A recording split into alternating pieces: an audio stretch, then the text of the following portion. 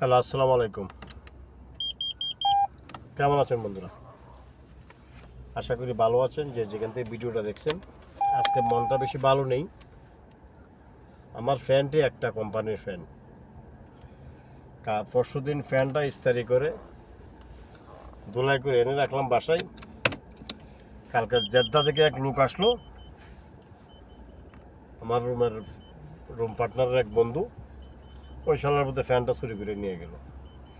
এর আগে যে রুমে ছিলাম, ওই রুম থেকে একটা শার্ট ছিল নতুন, বাংলাদেশ থেকে কিনে নিয়ে আসছিলাম। শার্টটা নিয়ে গেল। এমনি আছি কষ্টে, তার উপরে চুরিগুলো হচ্ছে। কি করবো বুঝতে পারতেছি না। মানুষদের কীরকম সামান্য ফ্যান শার্ট কেমন চুরি করে মাথায় ধরে না। তো এখন পরিশেষে কথা হচ্ছে,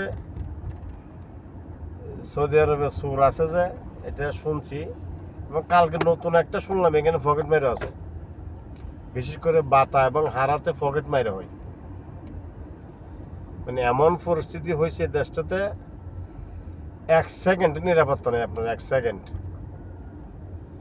সেকেন্ড আপনি নিরাপত্তা থাকতে পারবেন না যদি আপনি সতর্কভাবে না চলেন। এটার নাম হচ্ছে সৌদি আরব। যে যেখান থেকে ভিডিওটা দেখছেন, লাইক শেয়ার কমেন্ট করবেন, ভালো থাকবেন। পরিশেষে আবারও বলবো, কাজ না জেনে দালালের কথা শুনে ফ্রি ভিসা এবং লোড আনলোড ভিসায় বিশেষ করে সৌদি আরবে আসবেন না। দালালের কথা শুনে 70-80 হাজার টাকা বেতন দিব এরকম যদি শুনেন, আসবেন না।